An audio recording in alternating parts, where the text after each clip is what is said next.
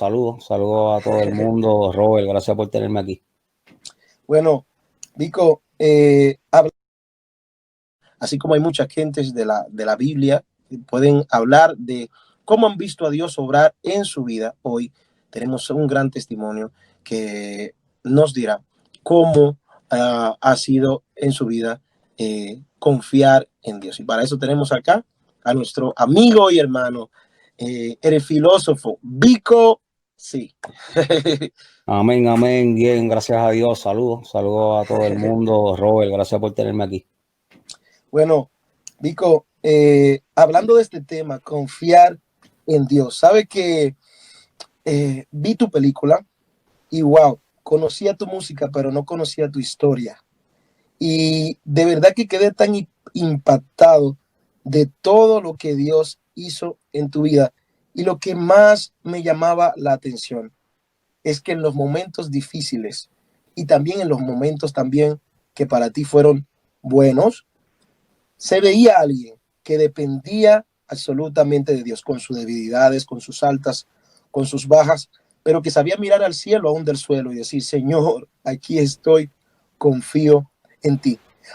Yo quisiera, Vico, que nos hablara un poco de tu historia y de lo que verdaderamente significó Dios para ti en esos momentos difíciles, esos momentos importantes de tu vida. Que si no hubiera sido por esos momentos donde pusiste tu confianza y tu mirada en Dios, no estuvieras acá. Bueno, vale la pena recalcar que hace poco estuve viendo yo por Netflix, estuvimos mi esposa y yo viendo una serie de los bebés, Wow. de los babies, ¿verdad? Comportamiento, el proceso, de que nace, cuando empiezan a gatear, cuáles son, qué cosas tienden a hacer esos bebés, ¿verdad? Los bebés como bebés, cómo piensan, o, ¿verdad? Cómo se comportan en ciertas épocas. Y eso pues lo que me hizo a mí interesarme, porque como tenemos un nieto ahora, ¿verdad? Uno se interesa por el tema. Entonces, me llamó la atención que hay muchos detalles que uno desconocía, que son cosas increíbles que tú puedes notar una mano divina detrás del asunto, porque es el desarrollo de un ser humano, ¿verdad? Y si no existiesen desarrollo exitoso por naturaleza dentro del ser humano, no existieran los seres humanos, ¿verdad? Tiene que haber algo ordenado para que sigan funcionando las células, para que sigan funcionando los pulmones de uno, para que uno siga respirando aunque esté dormido y no estás consciente de que tienes que respirar o no, pero sigues respirando. Pues hay un orden de vida, ¿verdad? Pues entonces eso me llevó a otro documental que me decía que los bebés se ha descubierto científicamente, se ha descubierto que son prospectos, son bien fértiles a creer en un Dios. Wow. ¿Cómo sucede eso? Yo no soy científico, pero los que saben informan que los bebés tienen ese tipo de, yo diría que protección por si acaso, ¿verdad? De parte de Dios. Y me hizo conocer más mi niñez, por ende, porque yo me acuerdo desde que tengo uso de razón, yo creo en Dios, de manera agresiva, ¿sabes? Como creo en Dios como, siempre he creído en Dios como como si fuese este ser que está todo el tiempo mirándome de cerca y escuchando todo, escuchándome y hablando. Yo no me acuerdo exactamente cuándo fue el día que me presentaron la historia, ¿verdad? Pero mis abuelos por parte de madre iban a la iglesia y fue a través de ellos que tuve yo, pues, porque siempre hay una primera vez que te escuchas de Dios, ¿verdad? Esas primeras veces fue con mis abuelos y desde que me dijeron la historia, y desde que tengo uso de razón, tengo la historia de Cristo en la mente y que la creí, ¿verdad? Y eso siempre fue bien, estuvo bien presente en mí, el temor de Dios, siempre estuvo. Y cuando vi este documental, pues entendí que simple y sencillamente eso es plan divino. Cuando uno desde niño tiene temor de Dios, casi sin conocer la vida, ¿verdad? Y en base a eso, pues muchas cosas sucedieron y se moldearon en la historia de mi vida, ¿verdad? Porque nació una pasión genuina de querer decir algo, en otras palabras, evangelizar, en otras palabras, realmente eso era lo que, sin saber qué era eso, yo quería hacer algo y quería decir algo. Desde niño, desde bien niño, me acuerdo que mis deseos de querer decir algo, yo estaba en tercer grado en elemental, tenía que tener como 9 a 10 años, como 9 años de edad. Y te lo cuento porque partiendo de ahí, pues eso define mucho mi vida en la eventualidad, porque el ambiente del barrio y la vulnerabilidad humana, pues me llevaba por un lado, pero dentro de la conciencia había un sentimiento que me apartaba por otro lado también, en lo que llamamos conciencia, ¿verdad? La tenía bien encendida la conciencia, quizás más de lo normal, porque siendo niño rebelde como los demás del grupo y siendo el líder de ese corillito, no me hacía entonces de momento sentido que ninguno de ellos sintiera algún remorse, como dice el gringo, algún arrepentimiento, ¿no? Después de darle, exacto, un remordimiento, después de darle una leña a un individuo contra nosotros 8 o 10, ¿verdad? Había algo siempre que pasaba en mí cuando nosotros hacíamos esas travesuras. Había como esta voz consejera y protectora, y que no era suficiente como para yo comportarme como un cristiano, no, simplemente era suficiente como para yo entender que Dios es y que me oye y me ve y que me habla. O sea, wow. Eso lo tuve yo como que lo tenía claro, sin poder explicarlo, lo tenía claro dentro de mí. Y eso moldeó muchas cosas en mi vida. Wow. Yo creo que para sentarse a hablar contigo más que escuchar tu música, creo que hay que ver tu película. Es decir, es una historia que habla de un joven persistente, valiente, fuerte. Creo que Dios permite que nosotros pasemos momentos difíciles para mostrar que nosotros somos grandes, de que nosotros amén, con Él podemos alcanzar lo que nosotros queramos alcanzar, que nuestras limitaciones no son las adicciones, que nuestras limitaciones no son nuestras caídas, sino que nosotros podemos avanzar aún por encima de cualquier problema emocional, interno, familiar que podamos tener. Cuando ponemos nuestra confianza en Dios podemos continuar adelante. Yo veía la película y decía, pero wow, ¿cómo es que él caía? Y cada vez que caía se hacía más fuerte. Es decir, porque se supone que digo, cuando la gente cae, se supone que se debe ser más débil, sí. Pero valientes son aquellos que verdaderamente se levantan y aún después de saber todo lo que han pasado, se miran a sí mismos y dicen, vamos, que sí podemos. Vamos, que no nos vamos a quedar. Vamos, que no hay miedo. Vamos a tirar para adelante. Vamos agarrados de Dios.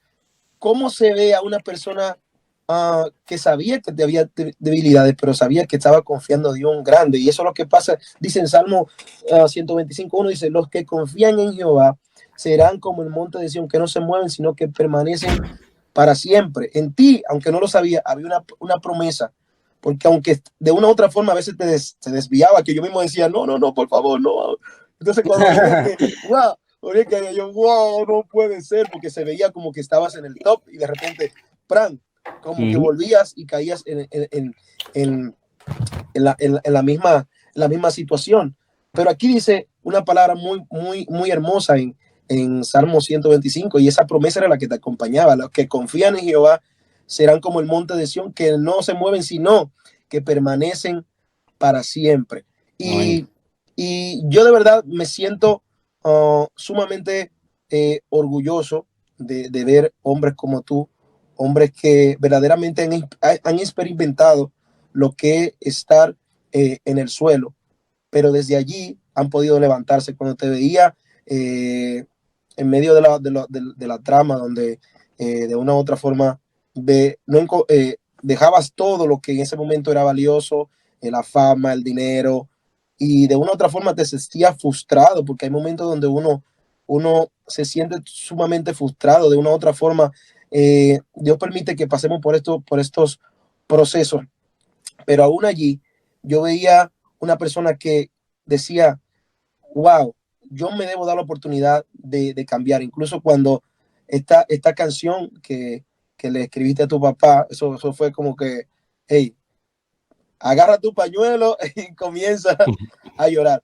Ver esta historia de tantas veces que de una u otra forma había una situación con tu papá, pero ver cómo de una u otra forma abriste tu corazón y decirle, papi, yo estoy aquí. Yo creo que cuando en medio de la situación nosotros abrimos nuestro corazón primeramente a Dios y vemos que Dios es un Dios de amor, un Dios restaurador, un Dios que nos levanta, un Dios que nos ama, un Dios que nos acepta, un Dios que no es religión, un Dios que va más allá de la religión, un Dios que no nos juzga por nuestro pasado ni por nuestro presente, sino que un Dios que siempre está esperando que nosotros miremos arriba y abramos nuestra boca, está listo para perdonarnos. Uh, ¿en qué momento, en qué momento tú decidiste mirar arriba y decir, Señor, yo sé que por mi propia fuerza no puedo? Ven, cambia mi corazón y hazme una nueva criatura. Hazme sentir que verdaderamente yo puedo comenzar de nuevo. Así, ¿en qué momento? Yo diría que fue algo que se dio eventualmente, gradualmente.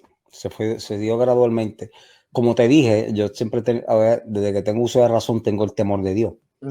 Entonces, lo que fue gradualmente fue mi cercanía hacia ese Dios en quien ya creía. Y no fue tanto por asuntos de problemas o algo, porque de hecho, cuando yo acepté el cristianismo, era cuando yo estaba en las condiciones donde menos tú esperaría que yo aceptara el cristianismo, porque la fama, la juventud, el miedo de ser despreciado después de ser tan amado, ¿verdad? Wow. O tan recibido, pues es algo normal que el joven se sienta de momento en una lucha de identidad, ¿no? Porque de hecho yo todavía estaba en edades donde me estoy definiendo mi identidad cuando acepto el cristianismo, ¿me sigue? O sea, yo iba por la vía natural de desarrollo. Pero yo creo que fue la acumulación de amonestaciones de parte de Dios desde chamaquito. Yo creo que el vacío con el que me encontré después de haber adquirido mucha fama y darme cuenta que no fue suficiente como para sentir paz real. Wow. Es un tema muy importante ahí. Sí. Quisiera tapar de ahí. Es decir, que la fama, el dinero, es decir, tú que has pasado por todo esto, los top número uno, es decir, nada de eso llena el corazón del hombre.